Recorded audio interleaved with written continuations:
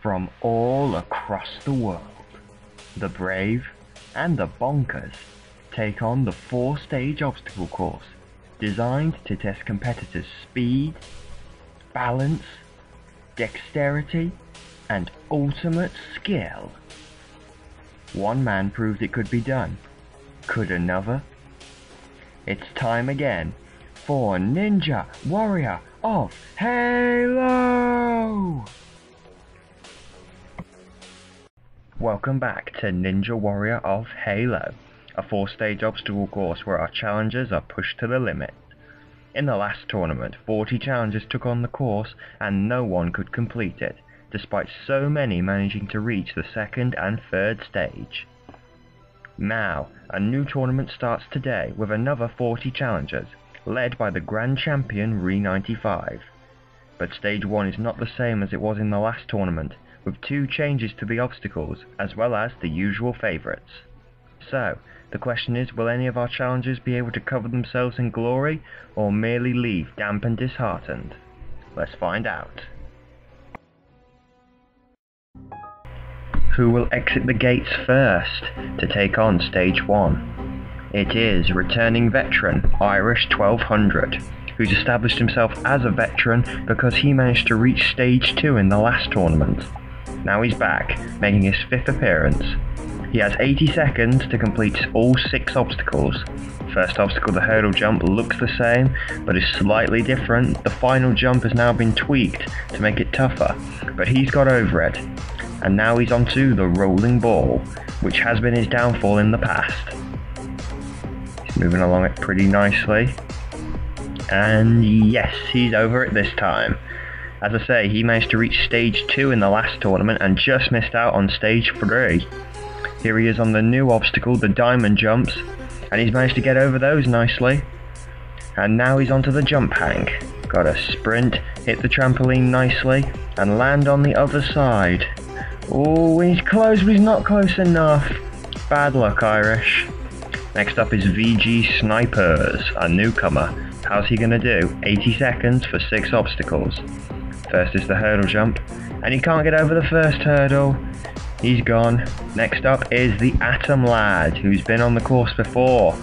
How will he do this time round? He fell on the first obstacle last time out, so can he beat the hurdle jumps this time round? He's over the first hurdle. Oh, he stumbled at the second hurdle, but he's still on. Okay, no, he's not on, he's given up. That's kind of bad. Next up is Sakeshi, also making his 2nd appearance, and he also fell on the hurdle jumps in his last appearance. Just want to point out, guys, actually, this is the first video I've done since I had my first session on Halo 4. And I've got to say, overall opinion of it, pretty good, to be honest. I mean, I've enjoyed campaign, I've been enjoying matchmaking, or war games as it's now called. Theatre's still the same, which is good. Forge is okay. Sakeshi is moving nicely on the diamond jumps. Oh no, wait, oh no, he slipped off. First casualty of the new diamond jumps. Next up is B Barrett 24. How's he gonna do? 80 seconds, he's off. Moving along. Oh no, careful, don't back up all the way, Barrett. That's not the way to do it. That's quite bad. Next up is Ultimo Estremo. How's he gonna do? So like I said, yeah, Halo 4 pretty good overall. Forge I'm a little bit not sure about, to be honest. I mean, I would have liked a Forge map pretty much like the Forge world on Halo Reach, but hopefully I can work around it for making the new Ninja Warrior of Halo course on Halo 4. But yeah, we'll see. And Ultimo Estremo is doing quite nicely at the moment, better than any of the other newcomers so far. He's onto the diamond jumps, but he fails to jump and he falls off straight away. Next up is Ice Spiteful. How is he going to do? Making his 2nd appearance on the course. He, as you may recall, is the pro Halo marksman, especially on Halo Reach, and I'm sure he's probably going to prove to be just as good a marksman on Halo 4. But we're not worried about his shooting right now, we're worried about his jumping. Can he reach stage 2? He started very nicely at the moment. Now he's onto the diamond jumps. That's the other thing I wanted to point out, guys. This episode and probably the next few are gonna be slightly shorter because the last few episodes have been, the quality's been a little bit off on the videos, and whoa, that was a nice jump onto the jump bank. That's one of the highest I've ever seen. But no, the quality's been a little bit off on the last few videos, and I'm not sure if it's because they've been pretty long, to be honest. I mean, the last episode was the first one I've done over 15 minutes long. So yeah.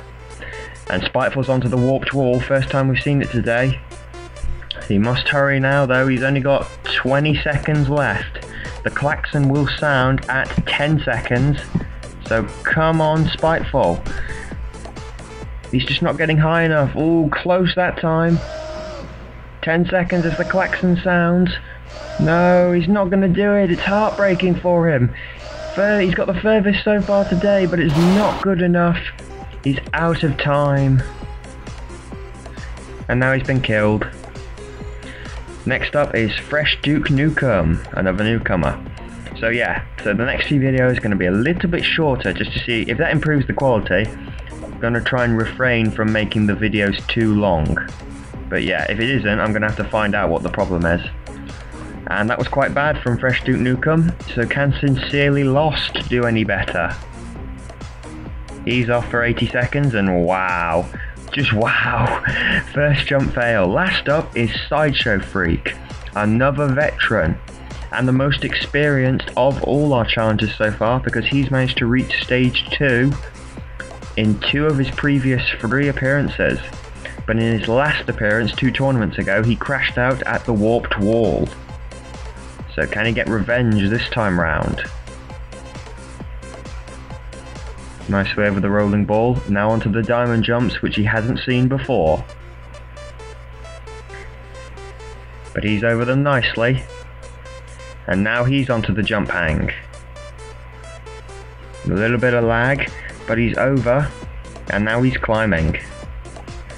Which means, once again, he's going to take on his nemesis, the warped wall. Undid him in his last appearance.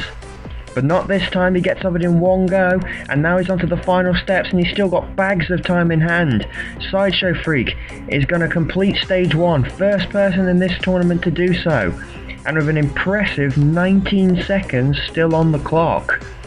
That means he's now managed to complete stage 1 in 3 of his 4 appearances, and a very impressive record.